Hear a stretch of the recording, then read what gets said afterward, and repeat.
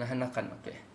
Kenapa ibu mengandung tidak boleh keluar malam? Oke, kalau pada zaman dahulu, ibu yang mengandung, kalau yang ibu mengandung pada waktu malam tidak dibenarkan keluar.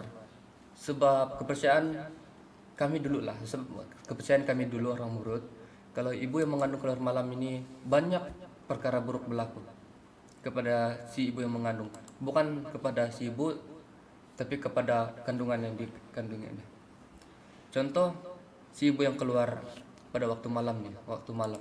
Dia keluar pada waktu malam, jadi kemungkinan besar, bukan kemungkinan besar, tapi memang akan ada satu kalau maksud dia macam yang mengganggu lah, macam setan pergi mengganggu mengganggu anak yang di dalam kandungan si ibu itu. Sama ada dia akan menjejaskan kesehatan anak anak si ibu itu, ataupun dia ada masanya dia akan meragutnya itu si dalam kandungan si ibu. So sebab itu ibu apa yang mengandung ibu yang mengandung tidak dibenarkan keluar rumah disebabkan itu, guys. Dan kenapa bakal ibu tidak boleh memakan makanan yang ganjil? Kamu nampak yang di screen tuh yang pisang tuh, itu adalah yang satu contoh yang ibu-ibu yang mengandung tidak boleh makan. Sebab dia akan bagi kesan yang jelas, kalau macam dulu lah, sebab kalau dulu kan tiada kepercayaan agama. So dorang lebihkan kepada adat dan juga pantang larang. Jadi kalau macam si ibu yang mengandung pada zaman dahulu tidak akan sebenar makannya pun, sebab kesan dia akan pergi pada si bayi yang di dalam kandungan. Jadi bila si bayi lahir itu nanti mungkin salah satu jari dia ataupun apa anggota badan dia akan sama seperti itu pisang. Contoh itu cuma pisang. Sama dengan pisang, mungkin pergi jari dia sama dengan pisang berkepit begitu. Bukan setakat pisang, ada buah-buahan lain lagi ataupun banyak lagi contoh. So itu cuma satu contoh aja, gambar saya bagilah untuk kamu orang lebih paham jelas maksud saya yang tidak boleh dimakan. Jadi kalau itu untuk yang buah lah. Kalau yang untuk hewan pula, ibu yang mengandung nih kan, kalau dia makan makanan yang apa nih tidak boleh dimakan, dia bilang orang tua tuh. Contohnya kita ambil monyet lah, contoh monyet. Kalau si ibu masa dia mengandung tuh dia makan monyet, jadi kalau macam orang dulu, dorang tuh dong punya kepercayaan kalau dong sudah ibu yang mengandung makan tuh monyet, kemungkinan besar itu anak dalam kandungan tuh dia akan ada beberapa sama lah dengan sifat tuh yang itu monyet macam tuh. Kan monyet kan suka memanjat, suka kalau macam ada barang yang dia nampak dia solongkar, dia buang. Mungkin itu dia punya itu mungkin ada sama dengan itu anak yang kena kasih lahir itu nanti. Iya Pak.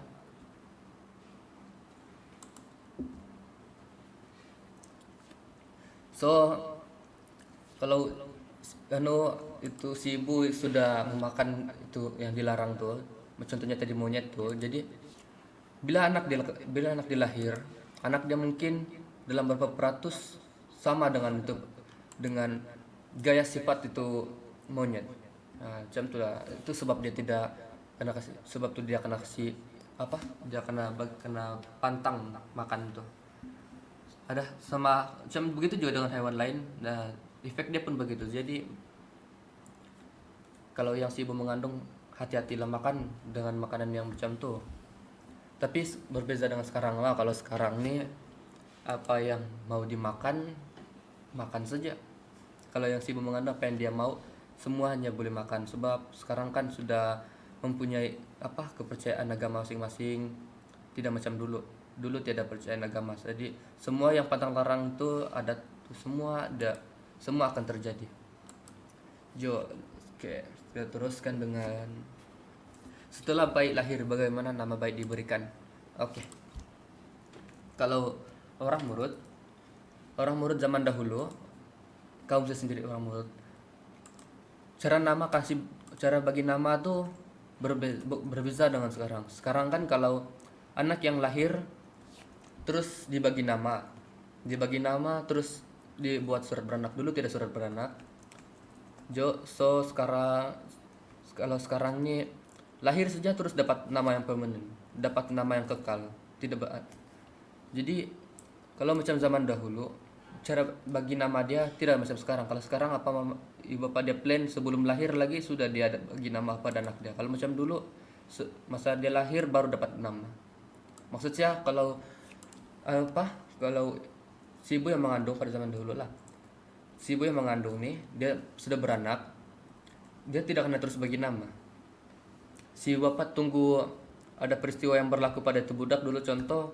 Tapi kalau macam itu budak dilahir sudah terus tiba-tiba ada yang macam sesuatu yang ada pada ganjil pada diri dia. Contohnya begini, kalau itu si anak itu si ibu dia lahir saja pas tuh tiba-tiba tangan dia sebelah panjang sebelah pendek. Jadi kalau dalam bangsa kami panggil itu adalah kayak cakap tunak nundang kipa macam tuh. Maksud dia yang enggak apa tidak sama. Jadi mungkin kemungkinan besar nama itu apa tuh budak tuh dia apa dia akan kasih nama si kipa begitu. Si apa tahu apa yang si kipa yang kipa macam itu Jadi selain itu kalau bukan itu tidak yang dia lahir tidak macam tuh, dia lahir normal. Cara bagi nama dia ikut peristiwa yang dia buat. Contohnya kalau macam dia ada sesuatu yang macam tu anak kan dia dari kecil dia macam dia kena sawan kah begitu yang pengsan kayak panggil tuh amulali macam tuh. Kemungkinan besar nama itu ibu bapak kasih dia si Pulali sebab ikut tuh peristiwa dia. Ikut itu ibu bapak juga lah. Macam tuh cara bagi nama orang dulu lah, cara orang murid dulu. Jadi nama bayi diberikan kenapa murid sering menukar nama. Oke.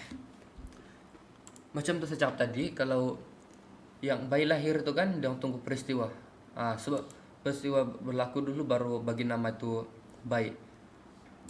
So itu nama bayi itu yang kena bagi itu bukan nama permanen, bukan nama kekal dia, sebab dia akan bertukar-tukar nama dia.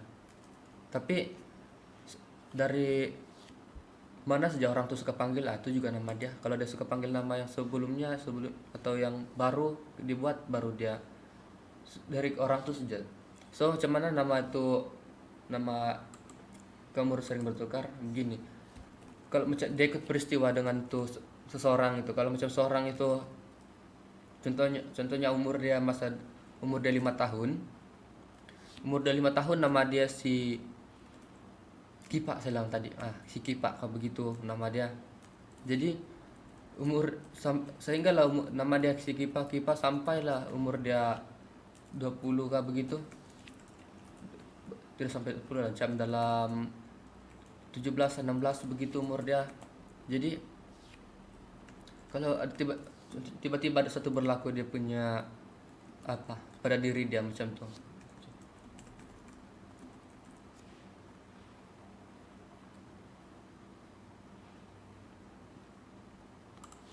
Tiba-tiba ada sesuatu berlaku pada itu seseorang itu si Kipa itu. Contohnya macam macam dia tersandung terus dia punya ada sesuatu anggota badan dia yang contohnya mulut dia koyak macam tuh, mulut dia koyak jadi kayak panggil itu kalau yang koyak tuh nencang macam tuh. Jadi mungkin ibu bapak ditukar sudah nama dia dong, panggil nama dia Sincang sudah macam tuh. Jadi nama yang si Kipa dan itu pun nama dia juga. Pas tuh nama dia Sincang tuh pun nama dia juga. Kau boleh panggil dia nama dua-dua tuh. Jadi nama dia boleh bertukar-tukar macam tuh. Sebab dulu kan tidak surat beranak, so nama dia tuh bukan yang macam sekarang. Sekarang ini kalau macam nama saya Henry, orang panggil saya Ando. Jadi tapi nama sebenarnya saya Henry, orang kenal saya Henry. Sebab nama isi saya Henry. That's why orang dulu nama dia banyak. Boleh panggil mana-mana aja, yang mana satu nama yang kau suka panggil nama dia. Contoh lah macam saya ambil contoh mama saya sendiri. Kalau mama saya masa kecil tuh nama dia lain. Lepas tuh dia dapat dapat IC bagi surat beranak macam tuh, nama dalam surat beranak dia lain. Dan sekarang nama dia sekarang nih pun lain, yang orang panggil dia. Nama dia yang karena bagi, yang nama surat beranak itu yang orang lain bagi macam itu. Jadi dua-dua tuh nama dia punya. Dua-dua tuh nama mama saya punya. Walaupun berbeza macam itu contoh dia kenapa murid sering menukar nama. Jadi itu adalah satu kelahiran, cara dari ibu yang mengandung sehingga bayi itu dilahir. So kita coba masuk yang tajuk isi yang kedua.